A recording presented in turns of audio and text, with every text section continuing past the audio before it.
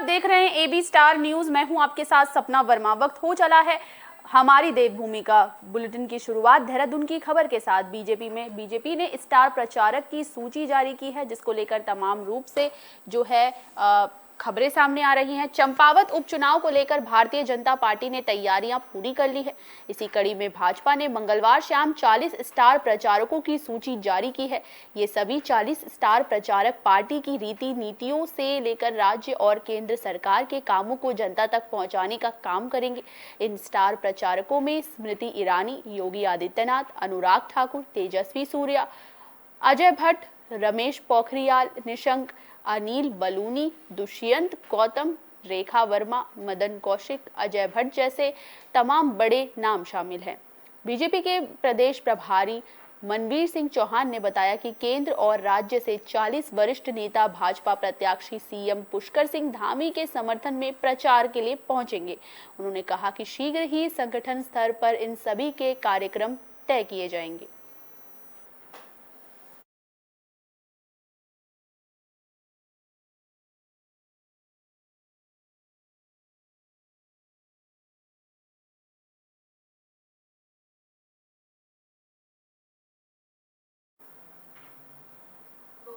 खटीमा में नामांकन के बाद सीएम पुष्कर सिंह धामी पहुंचे। इस दौरान उनका स्वागत किया गया।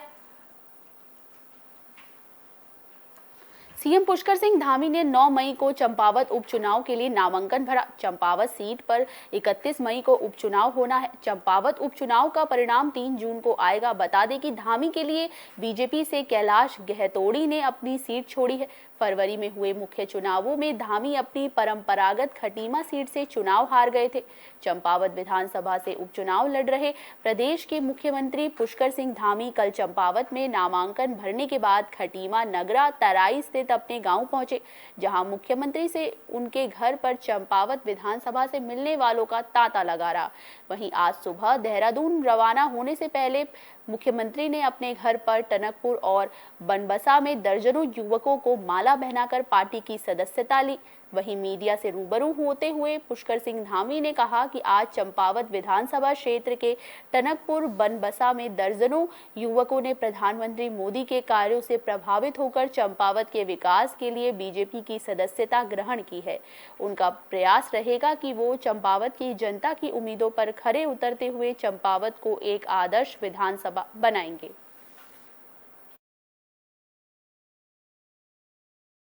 राजनीतिक प्रतिनिधि, अलग अलग दलों में काम करने वाले सभी ने हमारे देश के प्रधानमंत्री मोदी जी के नेतृत्व पर और भारतीय जनता पार्टी पर आस्था व्यक्त की है। वो सभी चंपावत के विकास के लिए आगे आए हैं। मैं उन सभी का स्वागत करता हूँ। सबका अभिनंदन। चंपावत में कांग्रेस भी उपचुनाव की तैयारी में जोर शोर से लगी हुई है। इसको लेकर उन्होंने भी प्रचारकों की लिस्ट जारी कर दी है। चंपावत उपचुनाव के लिए कांग्रेस ने 30 स्टार प्रचारकों की सूची जारी की है। चंपावत उपचुनाव में प्रचार के लिए कांग्रेस की राष्ट्रीय महासचिव प्रियंका गांधी वाड्रा और पूर्व राष्ट्रीय अध्यक्ष राहुल गांधी भी आ सकते हैं। कांग्रेस की ओर से जारी की गई 30 स्टार प्रचारकों की सूची में दोनों नेताओं का नाम है। इस दौरान प्रदेश कांग्रेस के महामंत्री संगठन विजय सारस्वत ने बताया कि पार्टी के स्टार प्रचारकों में पार्टी के पूर्व राष्ट्रीय अध्यक्ष राहुल गांधी, राष्ट्रीय महासचिव प्रियंका गांधी वाड्रा, राष्ट्रीय महासचिव केसी वेणुगोपाल, राष्ट्रीय महासचिव मुकुल वासनिक और राष्ट्रीय महासचिव रणदीप सिंह सुरजेवाला भी चुनाव प्रचार के लिए आएंगे। स्टार प्रचारकों में प्रदेश प्रभारी देवेंद्र यादव, प्रदेश अध्यक्ष करण माहरा, नेता प्रतिपक्ष यशपाल आर्य, पूर्व मुख्यमंत्री हरीश रावत, सह प्रभारी राजेश धर्माणी, सांसद प्रदीप टमटा, राजस्थान के पूर्व मुख्यमंत्री सचिन पायलट, राष्ट्रीय सचिव काजी निजामुद्दीन, पूर्व प्रदेश अध्यक्ष प्रीतम सिंह, पूर्व प्रदेश अध्यक्ष गणेश गोदियाल, पूर्व विधानसभा अध्यक्ष गोविंद सिंह कुंजवाला, पूर्व मंत्री डॉक्टर हरक सिंह रावत, विधायक मयूख महर, पूर्व सांसद महेंद्र सिंह माहरा शामिल हैं।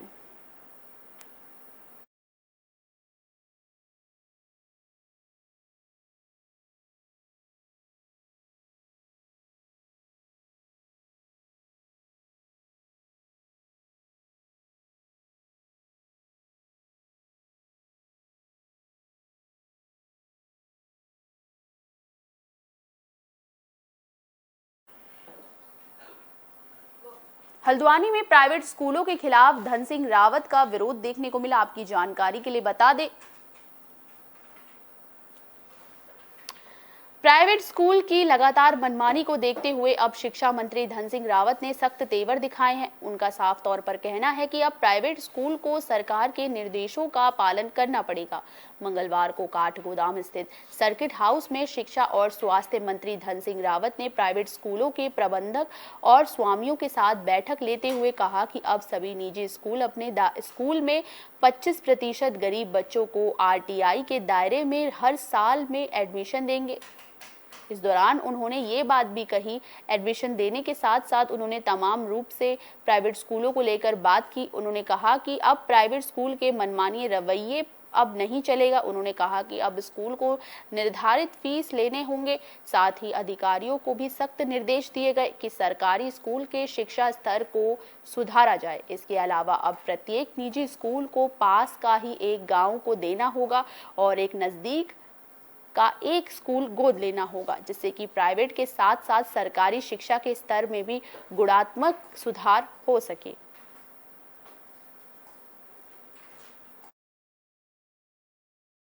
जाती है। इस बार हमने अभिनव प्रयोग किया है कि प्रत्येक प्राइमरी स्कूल में 5,000 रुपये हम खेल के लिए दे रहे हैं और 5-5 हज़ार रुपये पुस्तकालय के लिए दे रहे हैं। जूनियर हाई स्कूल में 10-10 हज़ार रुपये दे रहे हैं। हाई स्कूल में हम 15-15 हज़ार रुपये दे रहे हैं और प्रत्येक इंटर कॉलेज को 20-20 हज़ार रुपये दिए जाएंगे ताकि वो स्कूलों में एक पुस्तकालय भी बना दें और खेल की सामग्री भी दे दें।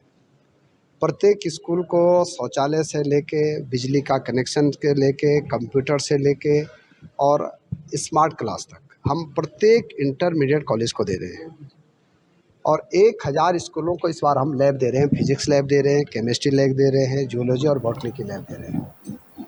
100% टीचरों की नियुक्तियां की जाएंगी। देहरादून में लगातार 4 धाम की यात्रा में यात्रियों का इजाफा देखने को मिला है, जिसकी वजह से सरकार काफी परेशान है। उत्तराखंड के चारों धाम में तीर्थ यात्रियों की लगातार संख्या बढ़ रही है। सरकार और प्रशासन की चिंताएं भी बढ़ रही है। खासतौर पर इन क्षेत्रों में सर्द रात और बदलता मौसम श्रद्धालुओं की सेहत पर भारी पड़ रहा है। इसे देखते हुए अब शासन इसकी संख्या को एक बार फिर नियंत्रित करने की तैयारी कर रहा है। इसके तहत केदारनाथ में प्रतिदिन पंजीकरण कराकर आने वाले 15,000 यात्री और यमुनोत्री में पंजीकरण कराकर आने वाले 7,000 यात्री ही दर्शन कर सकेंगे। इसके लिए पर्यटन विभाग के पंजीकरण पोर्टल में बदलाव किया जाएगा। इस क्रम में दोनों धामों के नजदीक यात्री सुविधा केंद्र बनाए जाएंगे, जहां से निर्धारित संख्या में पंजीकृत श्रद्धालुओं को ही आगे जाने दिया जाएगा। यहां निर्धारित संख्या से कम पंजीकृत श्रद्धालुओं के पहुंचने की स्थिति में बिना पंजीकरण के पहुंचने वाले यात्रियों का पंजीकरण कर उन्हें आगे रवाना किया जाएगा।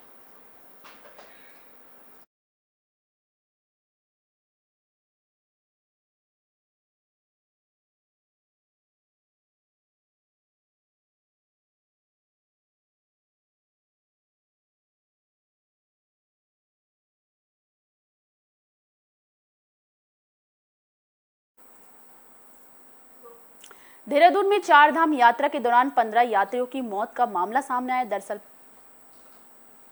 बता दें कि भारत की 4 धाम यात्रा दुर्गम और दुर्लभ यात्रा में से एक है, जहां हर साल लाखों श्रद्धालु दर्शन के लिए जाते हैं। पहाड़ों पर स्थित 4 धाम मंदिर के दर्शन के लिए भक्त पथरीले और ऊंचे ऊबड़ खाबड़ मार्गों से होते हुए जाते हैं। भक्तों की आस्था और विश्वास 4 धाम यात्रा से जुड़ी है, लेकिन यहां जाने का मार्ग कठिन होने के कारण कई लोगों को धाम की चढ़ाई करने में शारीरिक स्तर पर समस्याएं आती है। हाल ही में 4 धाम की यात्रा पर गए कई यात्रियों की मौत हो गई। यात्रियों की मौत का कारण हार्ट अटैक था। 6 दिन में 15 तीर्थ यात्रियों की मौत हार्ट अटैक से हुई है। यात्रा के दौरान बीमार और बुजुर्ग श्रद्धालुओं की जान को भी खतरा रहता है। कमजोर हृदय के मरीजों के साथ ही कई अन्य बीमारियों के कारण भी तीर्थ यात्रियों में जान का खतरा बना रहता है। 4 धाम यात्रा के दौरान मार्ग पर 15 श्रद्धालुओं की मौत भी पुष्टि सामने आई है। स्वास्थ्य महानिदेशक शैलजा भट्ट ने बताया कि यमुनोत्री धाम में 8, गंगोत्री में 2 और केदारनाथ धाम में 5 लोगों की अब तक मौत हो चुकी है। वहीं चार धाम यात्रा के दौरान अव्यवस्थाओं को लेकर कांग्रेस ने सवाल उठाए हैं और राज्य सरकार की तरफ से पर्याप्त तैयारी नहीं होने की भी बात कही है। खास तौर पर कांग्रेस के प्रदेश अध्यक्ष करण माहरा ने स्वास्थ्य और बिजली की सुविधाओं पर सरकार को कटघरे में ला खड़ा कर दिया है। उधर चार धाम यात्रा में अब तक 19 श्रद्धालुओं की मौत की खबर सामने आई है। रविवार तक 15 था, जो कि आगे आंकड़ा बढ़कर 23 पहुंच चुका है। हालांकि स्वास्थ्य विभाग 15 श्रद्धालुओं की मौत की ही जानकारी दे रहा है। जानकारी के मुताबिक अभी तक यमुनोत्री में सबसे ज्यादा 11 यात्रियों की मौत हुई है, जबकि गंगोत्री में 3 और केदारनाथ में 5 यात्रियों की मौत हुई है। पास अनफॉर्चुनेटली हमारे पास 15 डेथ हो चुकी हैं अभी तक, जिसमें से कि 5 केदारनाथ धाम की तरफ हैं, 8 यमुनोत्री और 2 गंगोत्री में हैं। ये सब अनफॉर्चुनेट पार्ट है। हमारी वो लोग सडन उनको डेथ हो गई उनकी, और जैसे ही कुछ सिम्टम आए तो बहुत ही शॉर्ट ड्यूरेशन में उनकी पल्स और ये सब चीज़ें गायब हो गई। तो समय ऐसा कहा जा सकता है कि अचानक से इतना समय नहीं मिला कि हम उनको रिवाइव कर पाते। तो ये एक बड़ा चैलेंजिंग है, इस पर हम काम कर रहे हैं कि ऐसा क्यों हो रहा है। और इसमें हम लोगों ने सभी लोगों से एक अपील भी हम करना चाहते हैं। उत्तरकाशी में चार धाम की यात्रा के दौरान सड़कों की हालत काफी खस्ता नजर आई, जिसको लेकर श्रद्धालु भी काफी परेशान नजर आए। एक और सरकार, जहां आपकी जानकारी के लिए बता दें कि सड़कों को लेकर वहां की हालत काफी खस्ता बताई जा रही है। एक और जहां सरकार चार धाम यात्रा मार्गों की स्थिति को दुरुस्त होने का दावा कर रही है, तो वहीं कहीं ना कहीं मणि सियांसू मोटर मार्ग सरकार के इस सफेद झूठ की पोल खोलता हुआ नजर आ रहा है। मणि सियांसू मोटर मार्ग पर इन दिनों लोकल वाहनों के साथ साथ चार धाम यात्रा पर आए तीर्थ यात्रियों के वाहनों का आवागमन भी काफी ज्यादा है। लेकिन इस मोटर मार्ग के इतने बुरे हाल है कि ये कहना भी मुश्किल है कि सड़क में गड्ढे हैं या फिर गड्ढों में सड़क। आपको बता दे चले कि मणि सियांसू मार्ग 3 मुख्य मार्गों को जोड़ने वाला है, जिस कारण इस मार्ग पर हर समय वाहनों की आवाजाही काफी ज्यादा रहती है। सड़क पूरी तरह से गड्ढों में तब्दील होने पर भी वाहनों को मजबूरन इस मार्ग से ही गुजरना पड़ रहा है। सड़क पर बने बड़े बड़े विशालकाय गड्ढों में बरसात के पानी से जलभराव होने के साथ साथ वाहनों की टूट फूट भी हो रही है, और इन गड्ढों की बदौलत सबसे ज्यादा दुपहिया वाहनों को दुर्घटनाओं का शिकार होना पड़ रहा है। लेकिन लोक निर्माण विभाग, चिन्याली, सौड़ और PMGDY उत्तरकाशी के कानों में जूं तक नहीं रेंग रही, या फिर ये दोनों विभाग किसी बड़ी अनहोनी का घटना का इंतजार कर रहे हैं। स्थानीय लोगों की माने तो सड़क मार्ग की स्थिति को दुरुस्त करने के लिए कई बार दोनों विभागों से आग्रह किया गया, लेकिन कोई सुनने को तैयार नहीं है।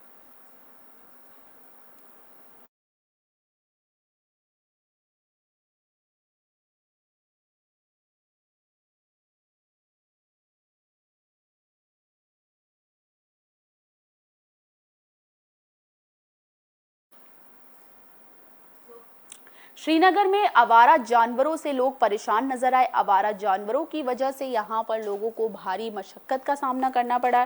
श्रीनगर में आवारा जानवरों का आतंक प्रशासन और यात्रियों के लिए परेशानी का सबब बना हुआ है। बद्रीनाथ राष्ट्रीय राजमार्ग 58 पर सवार आवारा जानवरों के खड़े रहने से यातायात प्रभावित हो रहा है। यहाँ आवारा जानवर बीच सड़क पर लेट जाते हैं या एक दूसरे के साथ लड़ाई करने लग जाते हैं, जिससे राजमार्ग पर दुर्घटना की संभावनाएं बढ़ जाती हैं। वहीं चारधाम यात्रा के चलते लगातार बड़ी संख्या में पर्यटक पहाड़ों की ओर पहुंच रहे हैं, लेकिन सड़कों पर जानवरों के आतंक से यात्रियों को भी वाहन चलाने में दिक्कतों का सामना करना पड़ रहा है। दूसरी तरफ नगर क्षेत्र में घूम रहे ये आवारा जानवर प्रशासन के लिए भी चुनौती का सबब बने हुए हैं। इस दौरान SDM श्रीनगर ने बताया कि नगर क्षेत्र की सभी गौशाला फुल हो चुकी है। अन्य क्षेत्रों की गौशाला में संपर्क किया जा रहा है, लेकिन अभी तक कोई ऐसी जगह नहीं मिली है जहां इन्हें भेजा जाए।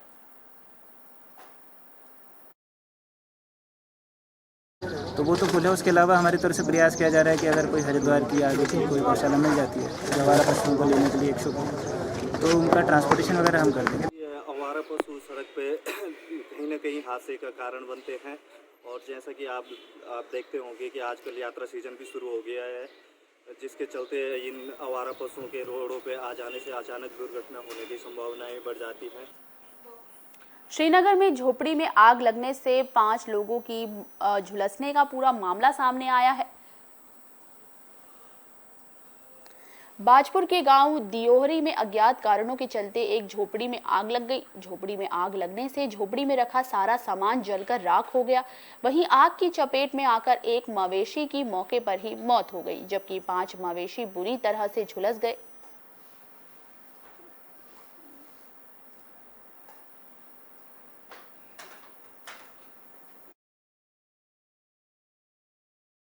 इसमें एक भैंस बिल्कुल ख़त्म हो गई है और लगभग 5 इंजॉर्ड है, बिल्कुल बहुत, 2 की कंडीशन बहुत ख़राब है।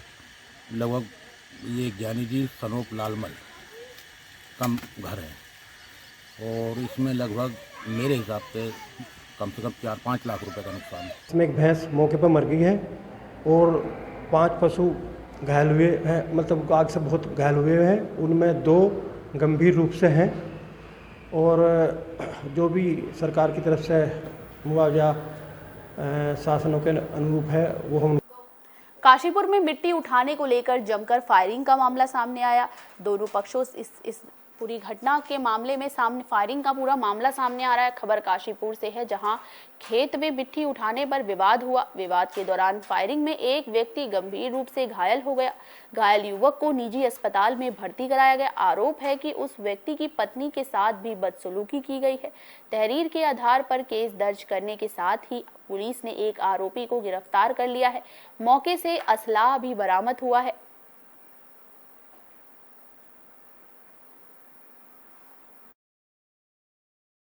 घायल हैं और इनके भाई जो दूसरे अनूप सिंह हैं, इन्होंने बताया कि जगरूप सिंह, सतनाम सिंह और गोपी, इन 3 व्यक्तियों ने और 3-4 अज्ञात व्यक्तियों ने वहाँ पर फायरिंग की और जो जोगा सिंह पर चोट लगी और उसके बाद वहाँ से भाग गए।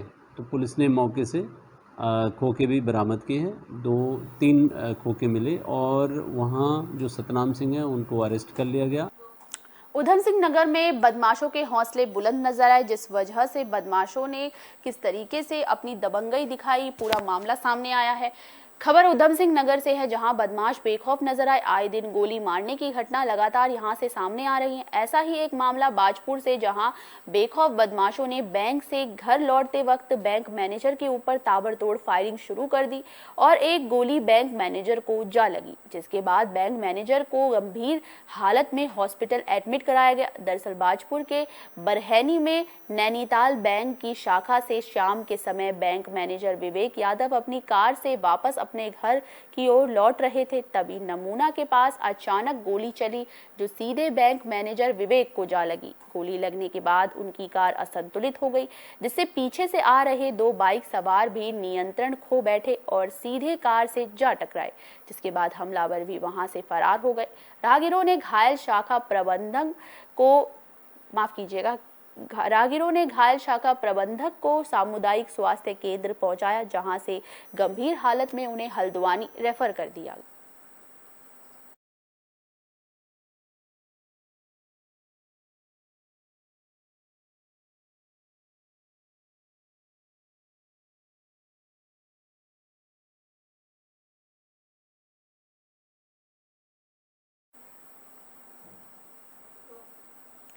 नरेंद्र नगर में जिला आपूर्ति के विभाग की ओर से जो निर्देश दिए गए हैं वो सामने आए हैं। टिहरी जिले के जिला खाद्य आपूर्ति विभाग ने जिले भर में ऐसे कार्ड धारक जो कि उस कार्ड की पात्रता न रखते हो यानी अपात्र हो, ऐसे कार्ड धारकों को निर्देशित किया गया है वो राशन धारक अपनी बीपीएल और अंत्योदय राशन कार्ड आने वाले 31 मई तक क्षेत्रीय खाद्य अधिकारी पूर्ति निरीक्षक और जिला पूर्ति कार्यालय नई टिहरी में जमा करा ले। इस संबंध में विभाग से निर्देश दिए जा चुके हैं। इस दौरान जिला खाद्य आपूर्ति अधिकारी टिहरी अरुण कुमार वर्मा ने बताया कि जिले में ऐसे राशन कार्ड धारकों से अपील की जा रही है कि जो संबंधित कार्ड की दृष्टि से अपात्र और खाद्य सुरक्षा में नहीं आते, वो संबंधित राशन कार्डों को क्षेत्रीय खाद्य अधिकारी पूर्ति निरीक्षक अथवा जिला पूर्ति कार्यालय नई टिहरी में 31 मई तक जमा करवा सकते हैं। कहा कि इसके बाद गहन अभियान चलाया जाएगा। जो भी व्यक्ति अपात्र पाया जाएगा उनके विरुद्ध नियमानुसार FIR दर्ज कर वसूली की कार्रवाई सुनिश्चित की जाएगी।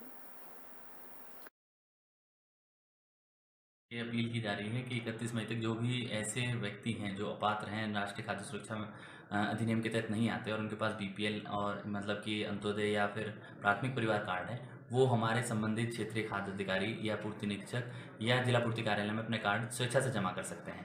इसमें 31 मई तक का समय दिया गया है। 31 मई के बाद इसके बाद गहन अभियान इस पर चलाया जाएगा और जो भी अपात्र व्यक्ति पाया जाएगा उसके खिलाफ नियमानुसार FIR दर्ज की जाएगी और वसूली कार्रवाई की जाएगी।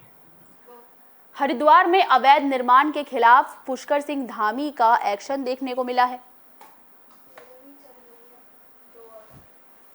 यूपी के बाद अब उत्तराखंड में भी बुलडोजर की कार्रवाई शुरू हो गई है। सरकार से राजस्व की चोरी कर अपनी तिजोरियों में भरने वाले प्रॉपर्टी डीलरों के खिलाफ उत्तराखंड सरकार अब एक्शन मोड में नजर आ रही है। हाल ही में हरिद्वार हाईवे पर स्थित शेरपुर में रुड़की निकास प्राधिकरण की टीम ने ऐसी ही 4 कॉलोनियों पर बुलडोजर चलाकर ध्वस्त किया है। ये चारों कॉलोनियां HRDA के नियम विरुद्ध बनाई जा रही थी। हरिद्वार जिले में विकास प्राधिकरण विभाग लगातार अवैध कॉलोनियों और निर्माणों को सील कर ध्वस्तीकरण की कार्रवाई कर रहा है। जानकारी के अनुसार अब तक दर्जन भर कॉलोनियों पर HRDA का बुलडोजर चल चुका है। आपको बता दें कि शहर से लेकर देहात क्षेत्रों में धड़ल्ले से अवैध कॉलोनियों का निर्माण किया जा रहा है। ऐसी ही कॉलोनियों को चिन्हित कर जांच के बाद उन्हें ध्वस्त करने की कार्रवाई उत्तराखंड सरकार ने शुरू कर दी है। वहीं HRDA अधिकारी DS रावत ने इसकी पुष्टि करते हुए बताया कि अभी दर्जन भर कॉलोनियों की जांच चल रही है, जिसके बाद उचित कार्रवाई अमल में लाई जाएगी। साथ ही धामी सरकार की तरफ से चलाए जा रहे बुलडोजर कार्रवाई के चलते भू माफियाओं में भी हड़कंप मचा हुआ है। 4 कॉलोनी की ध्वस्तीकरण कार्रवाई की है, शेरपुर और इधर बढ़ेरी अस्पताल की तरफ। और जैसा कि हमारी मुहिम चल रही है सील और ध्वस्तीकरण, जो भी अनाधिकृत निर्माण और अनाधिकृत प्लॉटिंग हो रही है, तो उस क्रम में अभी हमने 10-15 प्रताली और उस पर विवेचना चल रही है और जल्दी आपको उसका रिजल्ट मिलेगा। हरिद्वार में रिश्वत लेते हुए लेखपाल का वीडियो सोशल मीडिया पर सामने आया। धर्मनगरी हरिद्वार के गेंडी खाता क्षेत्र में तैनात लेखपाल का रिश्वत लेने का वीडियो सोशल मीडिया पर वायरल हो रहा है। लेखपाल घर में पहुंचकर ही रिश्वत लेते दिखाई दे रहे हैं। तो वहीं वीडियो वायरल होने के बाद जिला प्रशासन पूरे मामले की जांच करने की बात कह रहा है। वीडियो में रिश्वत देने वाला व्यक्ति कह रहा है कि 5,000 आपके पहले भी दिए थे, जिस पर लेखपाल कह रहा है कि आपका वो काम कर दिया था। पूरे मामले में जब लेखपाल से बात की गई तो लेखपाल रिश्वत लेने से मना करते हुए कहा कि उक्त व्यक्ति ने सड़क पर उन्हें कुछ फ्रंट की जमीन किसी अन्य आदमी की दबा रखी है, जिसे कब्जा करने की नीयत से वो इस तरह के षड्यंत्र रच रहा है। जांच का विषय है, क्योंकि पैसे जो हैं उसमें कुछ बात तो हुई है, लेकिन पैसे पकड़ते हुए पटवारी जो है नहीं पाया गया है। बट ये है कि पहले ये जांच का विषय है। इस मामले में हम लोग जो है गहनता से जांच कर रहे हैं और यदि इसमें दोषी पाए जाते हैं तो निश्चित तौर पे कार्रवाई होगी। बुलेटिन के आखिर में बात पौड़ी की। पौड़ी में मौसम का मिजाज कुछ अलग नजर आया। दरअसल लोगों को गर्मी से राहत मिलती हुई यहाँ नजर आ रही है। पौड़ी जिले और देहात क्षेत्र में एक बार फिर मौसम ने करवट बदल ली है। रात से राज्य का मौसम सुहावना हो गया है। तेज हवाओं के साथ झमाझम बारिश शुरू हो गई है। साथ ही झमाझम बारिश का बच्चों ने भी जमकर लुत्फ उठाया है। मौसम विभाग की भविष्यवाणी सही साबित हुई और बारिश की वजह से तापमान में गिरावट आई। लोगों को गर्मी से राहत मिली और एक बार फिर पौड़ी में मौसम सुहावना हुआ। पौड़ी जिले में एक बार फिर लोगों ने सर्दी के कपड़े निकाले। लोगों को बढ़ती गर्मी से राहत मिली है।